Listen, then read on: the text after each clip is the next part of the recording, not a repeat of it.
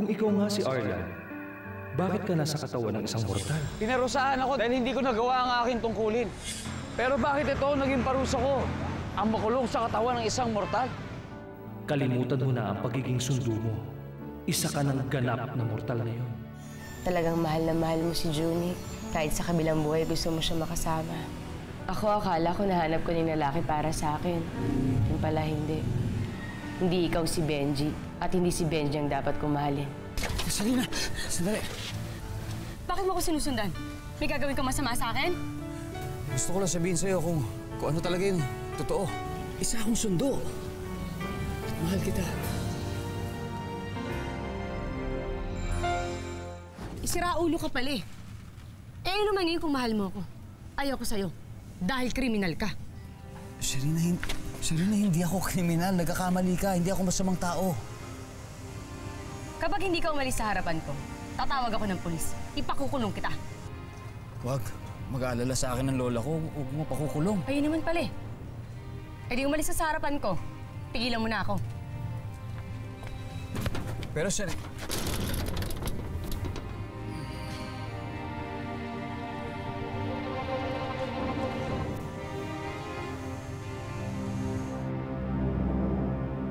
Ang lakas naman ng loob ng lalaki na yun na pumunta dito. Gusto lang daw niya ako makausap. Pero syempre, duda ako sa gusto niya mangyari. Baka mamaya, bala ka lang nun, rapin ka eh. Huwag ka nang babalik sa lugar na yun, ha? Huwag kang mag-alala, hindi na ako babalik doon. Kakausapin ko lang si Father. Kasi may masama mangyari sa akin. Tama lang yun, ate. Ano nga pala nangyari doon sa pagpunta mo sa presinto? Ayun, may bago silang sketch na pinakita sa akin. Halos puniti ko nga yung papel ng kriminal na pumatay kay Junique. Kaya ikaw, ate, ha? Umiwas ka sa mga lalaking ganun. Mamaya, magaya ka lang sa kanya. Isira ulo ka pala eh. Eh, ano man ngayon kung mahal mo ako? Ayoko sa'yo. Dahil kriminal ka.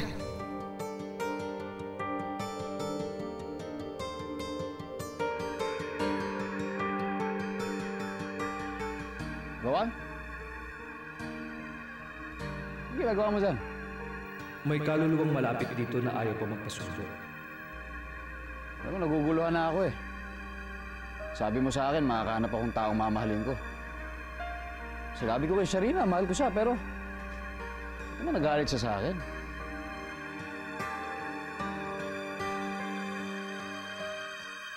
Hindi ibig sabihin na kapag mahal mo ang isang tao, ay mahal ka na rin ito, Arlan. Ano yun ang gagawin ko? Hindi ko alam. Hindi pinipilit ang pagmamahal. Sabi ni Sarina, hindi niya ako mahal. Pero kayong lahat, nararamdaman ko na mahal niyo ako. Kayo ang mga taong dapat pahalagaan ko. Kailangan ko nang kalimutan si Sarina. Akala ko nakita na kita kay Benji. Pero nagkamali ako. Advice ako ng advice kay Monica na ipagpatuloy niya yung buhay niya. Pero ako naman tong hindi makamove on sa'yo. Dapat na kitang kalimutan. Siguro dapat magmahal na ako ng iba.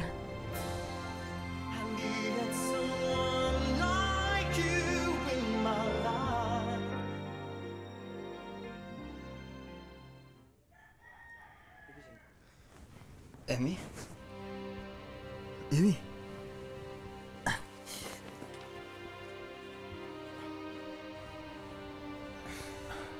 Di ba nakipag-iwalay ka sa akin nun? Pero hindi ka naman seryoso nun, di ba?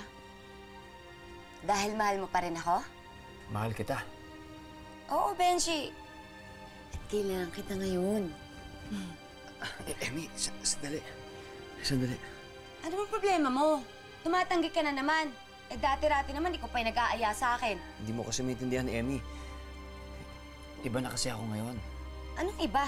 Ikaw pa rin si Benji, yung boyfriend ko. Pinangakuan mo ako ng kasal, di ba? Baka nakakalimutan mo. Benji, ano kung mabuntis ako? Eh, pipils ka naman, di ba? Eh, hindi naman daw 100% effective yun eh. Paano kung mabutong ginagawa natin? Hindi. Di ba kasal tayo? Talaga? Eh, Hindi naman ibig sabihin kung kasal ka na, di ba? Hindi naman ibig sabihin hindi na ako pwedeng mambabae. Kasal lang naman yun eh. Sira ka! Sexy mo ba namang yan eh? Maghahanap pa ako ng iba. Benji, pinigay ko na sa'yo lahat-lahat sa akin. Ayaw mo ba sa akin?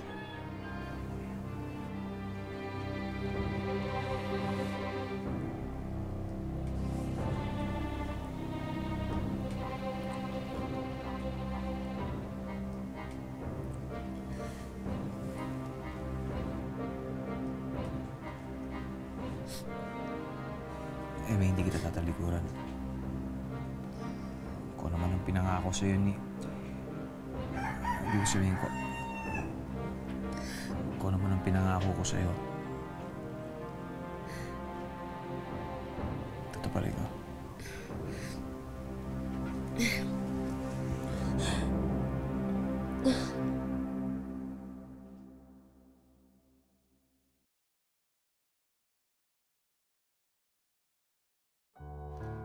Junie, kahit tapos na yung pasya mo at nasa langit ka na, hindi kita makakalimutan.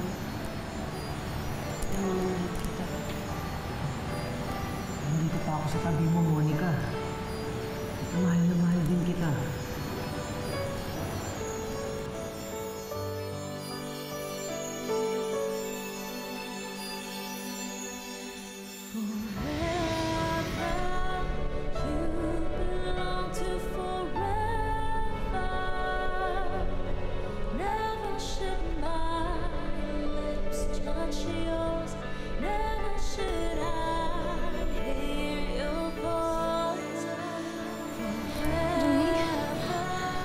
Junie, ikaw ba yan? Oo, Monica. Ako to. Ako yung nararamdaman mo.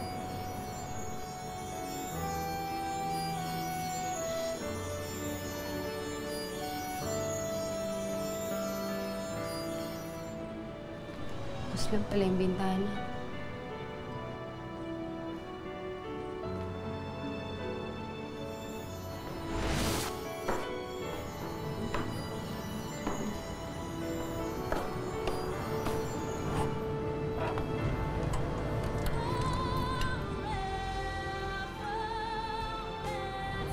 Akala ko ikaw na yung Junie.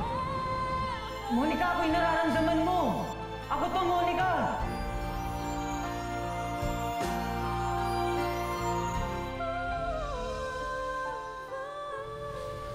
Nelson? Nelson, napadalaw ka? Sinamahan ko lang to si Tito Roger.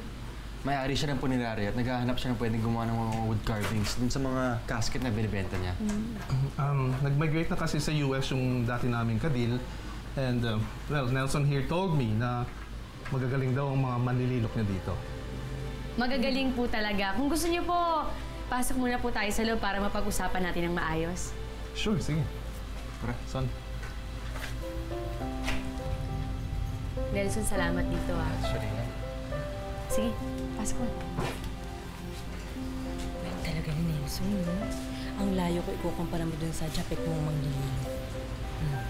Halika na. Aray. Dito ba? Yan. Ayun, ako natumbok mo, Emmy. Ay, nako. Salamat naman, Emmy. At kayo ay nagkasundo na nitong si Benji. Dahil kung hindi ako, purnada, wala na namang magmamasahe ng likod ko. Nako, Lola Ingay, wag po kayo mag-alala. Kapag kami nakasal na ni Benji, araw-araw meron po kayong masahe sa akin. Di ba, Benji? Aba, ay okay na, all right yan. Gusto ko na nga mag-asawa na yan eh. Magpakasal na nga kayo. Gusto ko na magkaroon ng apo sa tuhod.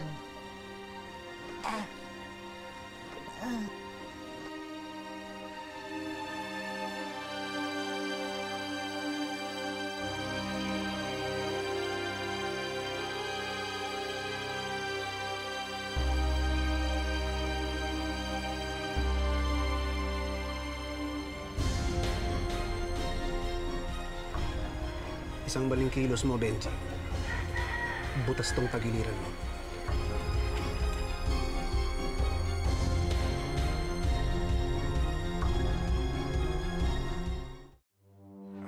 Gimo?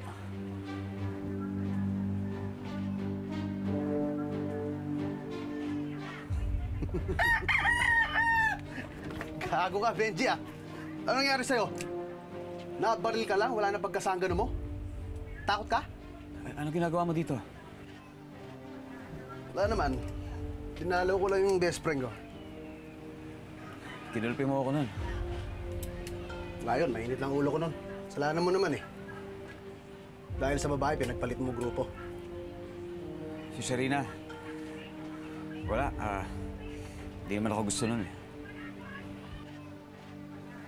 O ano, hindi okay ka na. Gising ka na. Sama ka na ulit sa grupo. Hindi na ako babalik. Magbabagong buhay na talaga ako. Mahirapan kang panindigan yan, Benji. Bata pa lang tayo.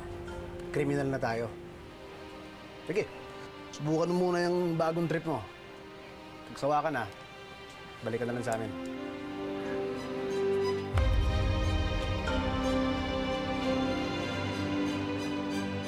Ikaw talagang lalaki ka, ha? Ikaw bata ka. Nakita mo naman, pinuntahan ka na nga ni Gimo dito. Inaalo ka na nga ng trabaho, tinanggihan mo pa. Ayoko na po talaga ng ganong klaseng trabaho, Lola. At anong klaseng trabaho ang gusto mo? Hindi ba sinisante ka na nga? Ni hindi ka nga nakatapos ng pag-aaral? Maghahanap ka ba ng disenteng trabaho? Ay, naku, ewan ko sa'yo. Lola! Lola! Dito tayo sa loob, Dino. Oo nga, baka may mga away ulit sa'yo. O, Pepay, sino naman yung kausap mo? Tinatanong nyo pa, di si Dino. Si Dino? O Dino, bakit nandito ka pa? Bakit hindi ka pa nagpapasundo? Nakikita niyo po si Dino? Nakikita at naririnig niyo po ako? Oo naman. Nakikita at naririnig kita, Dino. Narinig mo yung Pepay? Oo! Ako na nakakita kay Dino. Bakit nakikita niyo siya? Sino po ba talaga kayo? Hindi kayong kuya ko dahil dati hindi doon namin nakikita si Dino. Pepay, ako ang Kuya Benji mo. Ako ang kuya mo. Nararamdaman ko, hindi ikaw ang Kuya Benji ko. May mga nangyari lang na hindi ko maipaliwanag. Pero ako ang kuya mo. At ikaw, Dino, ba't nandito ka pa sa lupa? Bakit wala ka pa sa langit? Hindi pa po kasi nakikita ng mga magulang ko ang katawan ko. Pero alam mo kung nasan ito. Opo, pero hindi ko po alam kung paano makikita ng mga magulang ko ang katawan ko. Pag kinausap ko naman po sila, hindi naman po nila naririnig. Buti pa po si Pepay at kayo. Sige, dalhin mo ako sa katawan mo. Mukhang may maitutulong ako sa'yo. Sige po. Paano ka nakapunta sa tambakan ng basura, Dino? Nabangga ako ng isang kotse, yung pauwi ako sa amin. Dito ako tinapon ng nabangga sa akin. Kawawa ka pala. Uy, tara, tara! Hoy! Hoy! Teritoryo namin dito! Doon kayo maghanap sa ibang basurahan! Uy, ano kayo nahanap nun?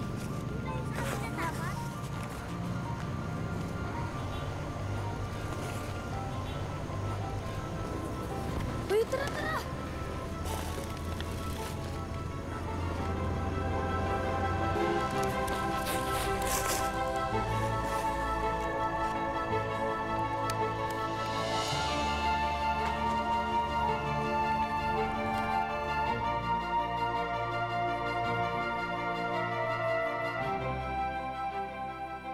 Dino, ID mo!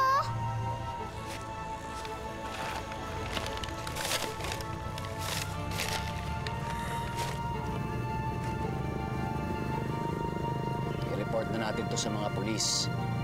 Tapos nun, nakikita ka na ng mga magulang mo. Salamat po, kuya. Makakauwi na ako, Pepay. Alam ko, hindi ka ang Kuya Benji ko, pero thank you pa rin. Tinulungan mo ang kaibigan ko.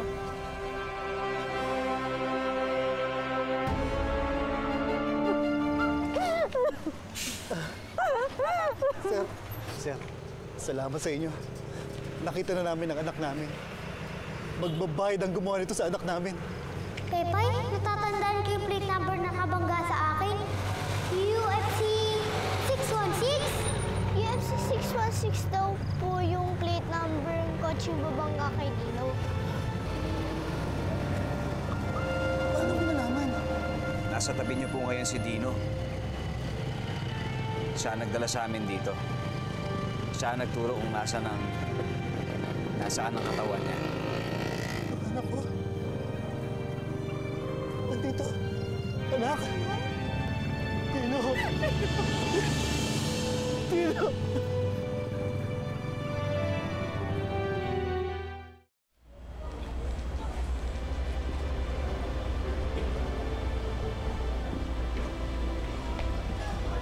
Pepay, bakit malungkot ka? Hindi ka ba masaya na nasa langit na si Dino? Siya lang po ang kaibigan ko, pero wala na siya.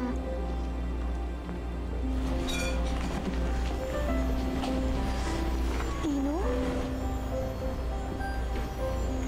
Dino, bumalik ka! Pumunta lang ako dito para magpasalamat sa inyo, Pepay. Nahuli na mga pulis yung nakabangga sa akin. Nakuha na ng mga magulang ko yung katawan ko. Masaya na ako, Pepay. Kung masaya ka na, ibig mo sabihin hindi na tayo magkikita.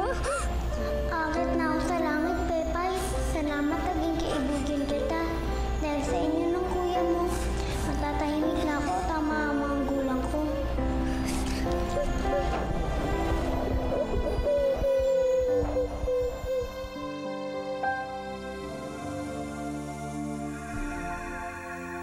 Mabuti ang ginawa mo, Arlen. Bilang sundo, ay wala tayong karapatang makialam sa mga tao o maging sa mga kaluluwa nila. Pero dahil sa sitwasyon mo, natulungan mo ang kagaya ni Dino. Ito siguro ang inilaan sa akin ng nasa itaas, kaya pinarusahan ako maging tao. Maaari nga. Baka inilagay ka dyan sa posisyon mo para makatulong. Dahil kahit noong sundo ka pa, hindi mo na maiwasang tumulong sa mga tao, hindi ba?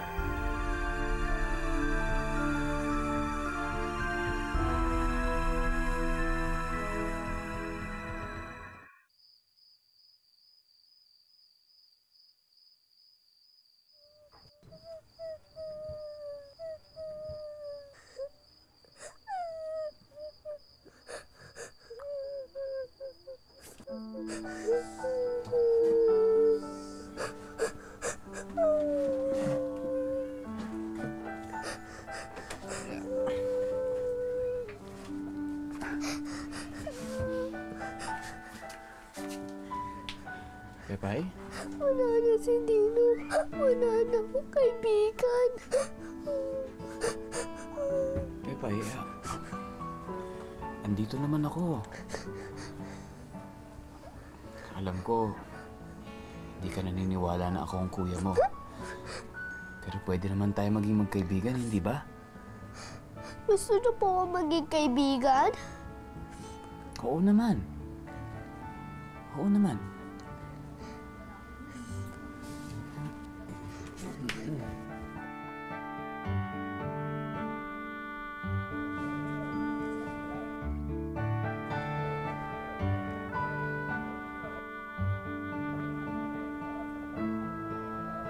Pepay.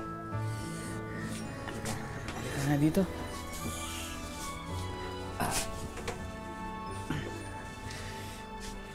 Ano yan? Naalala mo yung ginawa natin kanina? Yung tinulungan natin si Dino. Naalala mo yun? Parang gusto ko yun. Saan kaya tayo makakita ng parang yung mga katulad ni Dino? Gusto ko kasi pag magtrabaho ako, gusto ko doon ako papasok. May alam ka ba? Sa punerarya, kuya. Doon maraming patay. Siguro marami nung kapareho si Dino. Sa punerarya? Sige. Saan yung punerarya?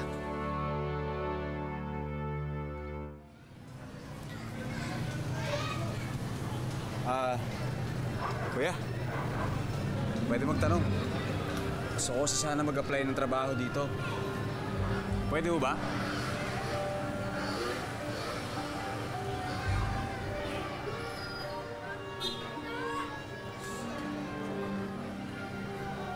Ano pang ginagawa mo dito? Bakit wala pa yung sundo mo? Ano ba nangyari sa'yo? Ano po yun? Ano po yun?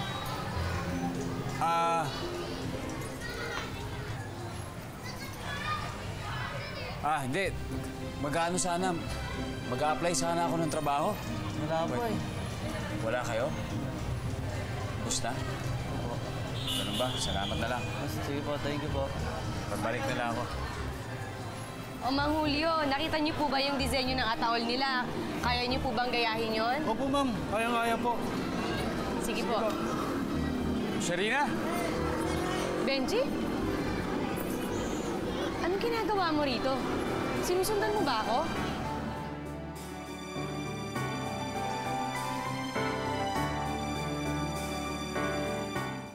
Benji, sabihin mo nga sa akin ang totoo. Sinusundan mo ako, no? Hindi, Sharina. Nagkakamali ka. Hindi kita sinusundan. Andito ako para mag-apply ng trabaho. Benji, sino niloko mo?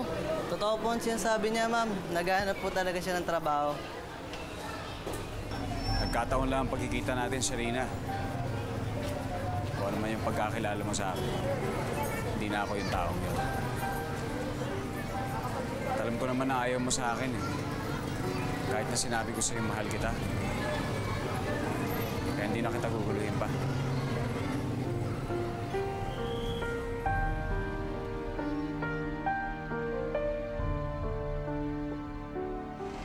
Wala pa rin balita sa pumatay kay Janet, no? Ilang araw pa lang naman yung nakakalipas mula nang magkaroon ng suspect yung mga pulis, eh. Kung sana makakausap lang natin si Junik, sigurado ako masasabi niya sa atin gusto niya pumatay sa kanya.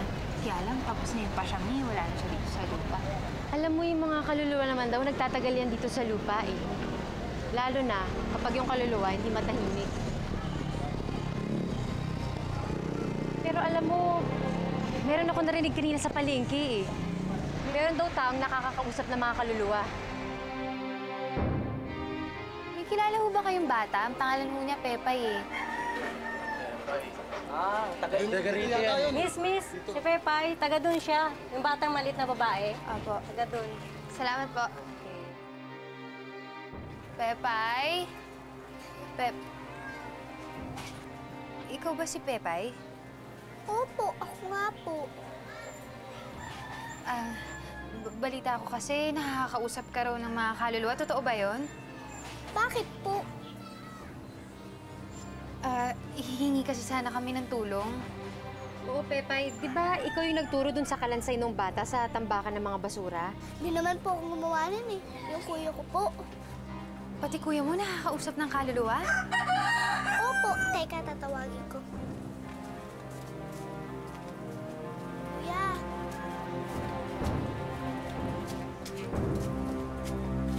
Ikaw? Alam mo, butit na lang hindi ko nakita yung Benji na yun. Kung hindi ako pa mismo yung nagdala sa akin sa presinto. Naku, Nelson, hayaan mo na lang. Baka nga nagkataon na nagkita kami. Halika, pasok ka. Halika, Nelson, pumasok ka muna. Benji. Oh. Anong ginagawa mo dito? Akala ko ba hindi mo ako... Ang gusto mo? Nasaan? Ang mukha mo! Benji, bakit hanggang ngayon ba ginugulo mo yung buhay ko? Hindi ko maintindihan, pero siguro dahil sa nakatali talaga yung kapalaran ko sa'yo. Sharino, binigyan akong pagkakataon para mabuhay ulit. Sana bigyan mo rin ako ng pagkakataong patunayan sa'yo na mahal kita. Tapanggap kang delivery boy. Basta ang siguraduhin mo, siya ang kukuha ng bulaklak. Sabihin mo, yun ang bilin sa'yo. Hanggang ngayon, wala pa rin ho kayong lead sa lalaki na yan? Tagal ho ng kaso na yan, ah. Bakit ba tayo nandito sa lugar nila, Benji? Hindi kumikilos yung mga pulis, eh, di ba? Eh, di ako gagawa ng paraan. Bakit kayo mahal ng feature ni Kuya Gimo? Kilala mo itong lalaking to? Yan ang pumatay kay Junik at kaibigan siya ni Benji. Kaibigan ni Benji to? Ikaw ang pumatay kay Junik?